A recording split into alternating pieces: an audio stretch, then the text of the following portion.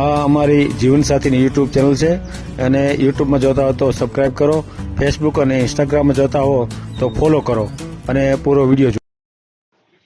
ગઈકાલે જસુબેનનો વિડીયો મળ્યો ત્યાર પછી ઘણા બધા લોકો મને ફોન કરે છે, પણ હું દવાખાનાના કામમાં આજે અને આવતીકાલ એંગેજ છું. એટલે પરમદીથી એટલે કે 22 તારીખથી રેગ્યુલર ફોન ઉપાડીશ. અને જે લોકોને જસુબેન સાથે વાત કરવી છે એમણે ફેસબુકમાં પોતાની વિગતો આપવી પડશે. અને જેની વિગતો ફેસબુકમાં નહીં પણ યુટ્યુબમાં મેસેજ કરી શકાય. અને વોટ્સએપ મેસેજ કરશે તો એને તરત જ હું ફોન કરીશ. તો તમારી વિગત તમે આપો, તમારું નામ, ગામ, મોબાઈલ નંબર અને તમારો ધંધો શું કરો છો, ઉંમર, આટલું લખીને મને મોકલશો એટલે હું સામેથી જસુબેન સાથે તમારી વાત કરાવી દઈશ. તમે ખાસ યાદ રાખો, વોટ્સએપમાં તમે મેસેજ કરો.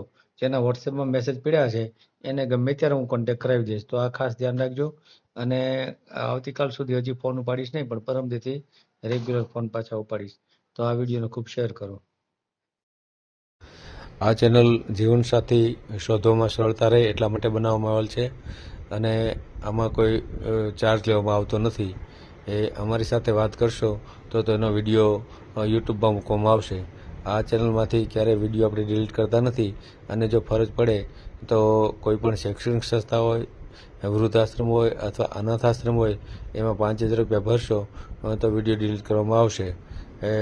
તમે જે વિગતો જાહેર કરો છો, મિલકત, પૈસા વગેરે, તો એની જવાબદારી તમારી છે. તમે નામ, નંબર, ફોટા, વિડીયો વગેરે જાહેર કરો છો એની જવાબદારી પણ તમારી છે. અને છેતરપિંડીથી સાવધાન રહેવું.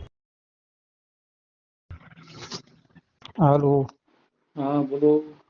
મારું સાહેબ બોલો. હા બોલું છું. હા, તમને પેલા લગાડ્યો ફોન પણ કપાઈ ગયો. મારો ફોન માં ક્યાંક ફોલ્ટ આવી ગયો. પછી મેં એ નંબર માંથી ઘણી રિંગ કરી. મેં બાયોડેટા મોકલા છે. એમ? મારું ગામ છે ચલાલા, જિલ્લો અમરેલી. હા. અને હું લેવા પટેલ માંથી સમાજમાંથી છું. હા બરાબર. હે? હા હા હા બોલો બોલો. અને મારે 10 વીઘા ખેતીવાડી છે. ચલાલામાં મકાન છે, બ્લોક ટાઈપ, પાક્કું. અને ઉંમર છે મારી 45, 46 જેવું. બરાબર. 2 ભાઈઓ છે, 3 બહેનો છે, બધા પરણિત. મારે લવ મેરેજ હતા. દીકરી થઈ ગઈ હતી, છૂટું થઈ ગયું, એને 5 વર્ષ થયા. અને અત્યારે હું મારા મામા ભેગો છું ગોધરા. ત્યાં અમે ઈંટો બનાવવાનો પ્લાન કર્યો છે. એટલે હું એને ભેગો છું. તો મારો 35,000 પગાર છે. બરાબર. પણ અહીંયા એવું થાય છે, પગાર સારો છે ને આમ મળે મને કમિશન, એવું થઈને 50,000 જેવી કમાણી થાય. એટલે તકલીફ એવી છે કે અહીંયા જમવામાં ગોધરાની અંદર આપણું કાઠિયાવાડી કઈ મળે નહીં. હા બરાબર. પછી હાથે બનાવવાનું ચાલુ કર્યું તો હાથે બરોબર આપણેથી કોઈથી બનાવ્યું નહોતું એટલે એડજસ્ટ નથી થતું. આગળ આ તમારું યુટ્યુબ પરથી વિડીયો જોયો ને, મેં કીધું સાહેબ ભાઈ વાત કરી લઉં કે એવું હોય મારે જોગ. અને મારે માવાનું એક વ્યસન છે. બરાબર. કદાચ પાત્ર ને ઈ નો અનુકૂળ આવે તો ઈ માવાય છોડી દે. આખો દિવસના 2 મસાલા હું ખાવ. બાકી કોઈ વ્યસન નહીં. બહારનો નાસ્તોય નહીં. પછી ક્યાં વાત રહીશ. એમ? હા. આ રીતનું છે. અને બાયોડેટા મેં નાખ્યા છે. આ નંબરમાં મોકલવાના હતા ને. હા. અને 8 ચોપડી ભણેલો છું. તો આપણે યુટ્યુબમાં મૂકવું છે. યુટ્યુબમાં મેકો અથવા બાયોડેટા ઉપર ચાલે તો એમ કરો, તમને અનુકૂળતા લાગે એવું કરો. નહીં, આપણે યુટ્યુબમાં મૂકીએ છીએ તો મૂકી દઈએ આપણે યુટ્યુબ. બરાબર. અને હાલમાં કોઈ એવું હોય ને તો આપણે વ્યવસ્થિત પાત્ર, ભલે સંતાન ન થાય એનો કઈ વાંધો નથી. કારણ કે નાનો ભાઈ છે ને એને 2 દીકરા છે. અને મારા પપ્પાની ગેરહાજરી છે. બરાબર. એ એની રીતે વેલ સેટ છે. એ સોલારમાં છે, જુનાગઢ જ. ત્યાં સાઈડ હાલે છે ને મારા માસી એને ભેગો છે. એટલે ભાઈ એવું કીધેલું છે એ તને એવું પાત્ર મળે તો એ ઉપાધિ નહીં કરતો. આ એક છોકરો તારા ગઠફળ માટેનો. એ તો સારું કહેવાય. તો અને છોકરો બહુ એવો છે, એમ ડાયો મોટો છોકરો છે ને, એ 14 વર્ષનો થયો, પણ હજી મારી પ્રત્યે એટલો એને પ્રેમ છે ને. એટલે મને ક્યારેક હું જાઉં તો એવું કે બાપુજી હું જાતા નહીં હો, થોડોક સમય તકલીફ ભોગવી લ્યો, પછી તમારે બેહવાનું જ છે અને જાત્રા જ કરવાની છે. હા, એટલે એની સમજણ એમ. અને આપણે સાહેબ છે ને કોઈનું ખોટું કર્યું નથી. મારા પપ્પાનું વર્ચસ્વ એવું હતું. એ મર્યા તા લગી કોઈ દી કોઈને એને ખોટી પાવલી નથી કરી. પટેલ સમાજમાં એ નેતાજી હતા ને, અમારા સલાલા પટેલ વાડીમાં, તો એ વ્યવસ્થિત એને 15 કે 20 વર્ષ રહ્યા વ્યવસ્થિત રીતે. કોઈ દી પાવલીનું આમ તેમ નહીં. આજ ઈ જ નિયમ ઉપર હું હાલું છું. એટલે તઈ ઈ જયારે જીવતા હતો ત્યારે સમય થોડોક ઓલો હતો, પણ અત્યારે તો મારા મામાએ મને જોઈન્ટ કર્યો, જે આપણે ચાલુ કર્યું એને 6 મહિના થયા. એટલે મને તો પગારથી જ રાખ્યો હતો. મારો સ્ટાર્ટિંગ પગાર હતો 18,000. અત્યારે ધીમે ધીમે કરતા બધું ચાલુ થઈ ગયું ને, એટલે અહીંયા અમારા કરાર છે 3 વર્ષના. સરકારી કામ છે ને એમાં કરાર છે 3 વર્ષનું. અમારે એને 1 કરોડ ઈટું દઈ દેવાની. બરાબર. એટલે ધંધો તો કમ્પ્લીટ વેલ સેટ જ છે. એમાં કઈ અમારે ઓલી તકલીફ વાળું નથી. એટલે પછી મને પગાર સારો કરી દીધો. અને હજી એવું કહે છે કે હજી 2 મહિના જવા દે, આ છૂટક કીટું જવા માંડે ને હરખી, તો હું તને અમુક ટકા ભાગ આપીશ અને તારું ગોઠવાય તો એમાં ટોટલ ખર્ચો હું કરીશ.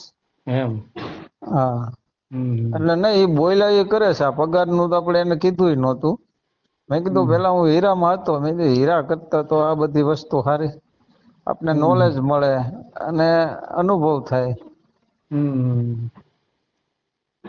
રહેવાની સુવિધા એકલા જ છે. આપણે સેપરેટ માણસોનું બધું આમ અલગ છે. મારી ઓફિસ આખી અલગ આ બાજુ. અને એ કે તારે કદાચ ઘર બંધાય ને તો એ કે અહીંયા રહેવાનું થાય તો અહીંયા આપણે સારામાં સારું મકાન ભાડેથી લઈ લેવું. બરાબર. આપણે અહીંયા અમારે અહીંયા છે જ, આમાં રસોડું બનાવ્યું છે, જગ્યા એવડી છે, પણ એ કે આ નથી રહેવું. તને છે ને અહીંથી અમારે ગોધરા 7 કિલોમીટર થાય. અમારે ગોધરા થી બારોબાર છે અમારો પ્લાન છે ને, લુણાવાડા રોડ ઉપર.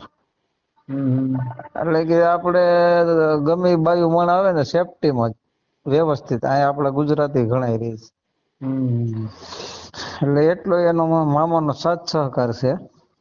મને પૂછે હોતે ઘણી ફેરું, દોસ્તારો ઘણી મને કહેતા હોય ને, હું કઈ સમાચાર આવ્યા, હું કહું ફોટા મોકલે, ને પછી એમ કે આપણે ફોન કહી કે ભાઈ હજી જવાબ નથી આવ્યો એવું કરે. એ કઈ રીતના હોય, સુરતમાં જાય ભાઈ દોસ્તાર હોય ને આપડા, એ કોક એના ગ્રુપમાં કોક દલાલ નું કરતો હોય, એના દ્વારા આવું બધું કરાવે એમ. અગાઉ લવ મેરેજ કર્યા તેમાં શું થયું? એમાં એવું થયું, દીકરી નાની થઈ ને મારે, પછી સમાધાન કર્યું. એટલે જાવ આવવા માંડી. પછી એ લોકોએ એવું કીધું કે પરીક્ષા દેવી છે અને દેવરાવીશ. મેં કીધું હવે હું પરીક્ષા, અહીંયા વેલ સેટ જ છે, અહીંયા એને ક્યાં કઈ ઘટે છે. તો કે નહીં. તો પછી મેં કીધું મારા મામા કે તો હું અમદાવાદ હતો, મારા મામા અમદાવાદ. મને કે જાવા દે ને ભાઈ, ખોટી માથાકૂટ શું કામ કરવી, કાંઈ ન થાય હવે. એ કે એ જતી આવતી થઈ. પછી મહિને જાય અને 10 દી 15 દી એ આવે હમ એમાં છેલ્લી ફેરું ગઈ ને પછી મેં ફોન કર્યો. મેં કીધું આજ ખેલે તો દિવાળી વહી ગઈ હો હવે. હમ તો કે મારે નથી આવું. મેં તો કેમ કે નથી પણ મેં તો કઈક મારો કઈક વાક તો હોય છે ને. મેં તને મારે નથી આવું એ કે તમારે એ કે મારા ફુવારે અને મારા પપ્પાએ વાત કરી લ્યો હમ એમ કરીને ઓશિંતાનો એને કેસ કર્યો, નોટિસ આવી બધું ઈ. પછી ખબર પડી ઠેક. એટલે આ બધા કામ હતા મારા ફુવાજીના વિસાવદરમાં. હે એ બધું જાણ્યું ને. અમારા ધારાસભ્ય જેવી કાકડિયા એ મારા દાદા થાય સલાળામાં. હે હા એટલે ઈ મને કે બટા તું શાંતિ રાખ, તું ધંધે સડી જા, ભલે જે કઈ આવે ને હું સંભાળી લઈ. નોટિસો આવે તો જવાબ ઈ દેતા. એ કે હું બધું સંભાળ લે. પછી એને બધું જાણ્યું ને હર્ષદભાઈ રીબડિયાને કીધું. હર્ષદભાઈ કે આ ઈ મારી પાસે આવ્યા હતા પણ કાકડિયા આવ્યું ને અટક એટલે મેં કહી દીધું જવા દો, તમારે જે કરવું એ કરો. એટલે કે સલાળા ને કાકડિયા એટલે કે તમારી મહિલો જ કોક હોય કે. એટલે જયભાઈ કે મારો છોકરાનો છોકરો જ છે. મારો જયભાઈ મારા પપ્પાના કાકા થયા એમ કે ઘરનો છોકરો જ છે. પછી એને બધું જાણ્યું. એટલે આ રીબડિયા ભાઈ કીધું ઈ કે આ જ છે મહાવિલન, એનો ફૂ અહીંયા છે ને ઈ કે આવા જ ધંધા કરે છે અને બીજો કઈ ધંધો જ નથી, કોક ના ઘર ભંગવવાના. મેં તો કાંઈ વાંધો ના, એને ભગવાન સુખી રાખે, આપણે તો હું કામ કોઈને હરાપ દેવા ઓલું ગાયડું દેવી જોઈએ. મેં તો ભગવાન એને સદબુદ્ધિ આપે ને સુખી રાખે, બીજું તો આપણે શું કહીએ છીએ. આ રીતનું થયું સમજ્યા. તો છૂટું થઈ ગયું. હા એ કમ્પ્લીટ સહી સિક્કા બધું. હવે કોઈ વસ્તુ આપણે એ બાબતની મગજમારી નથી. છોકરી ક્યાં? છોકરી એને આપી દીધી. એમાં શું થયું, કારણ કે દીકરીની જાત રહી. પછી હું એકલો પડી ગયો એટલે ભાઈ ને એની રીતે વેલ સેટ હતા. એટલે મમ્મી પપ્પા કે દઈ દે ને એ કે માથી દીકરી નોખી ન હોય એ કે અહીંયા હસવાય ન હસવાય કે અમે હસી ને પછી ઓલી બાયું ક્યારેક મારી હરી લઈ આપણે નિહાપા લેવા ને તો આપી ગયો તમે કયો તો બીજું હું. અને દીકરીની જાત છે એ કે એમ તો કઈ નહીં, એને આપી દીધી. તમારી નાતમાં જ હતું કે બીજે કઈ? બ્રાહ્મણ હતા. બ્રાહ્મણ હતા. હા તે તો પૂરું થઈ ગયું ને હવે? એ કમ્પ્લીટ 5 વર્ષ થવા એવા. એમાં એલું કોઈ તકલીફ નથી. આપણે તમારો ફોટો મોકલો, યુટ્યુબ માં મેલ દેવો. હા એ બાયોડેટા ફોટો છે તો પણ બરાબર નહીં દેખાય. હાલો ને મોકલું છું. હા ભલે, વાંધો નહીં. હા હા. આ જીવનસાથીની યુટ્યુબ ચેનલ છે, એને સબસ્ક્રાઈબ ન કરી તો સબસ્ક્રાઈબ કરો. ફેસબુકમાં જોતા હો અને ઇન્સ્ટામાં જોતા હો તો ફોલો કરો. અને વિડીયો ગમ્યો તો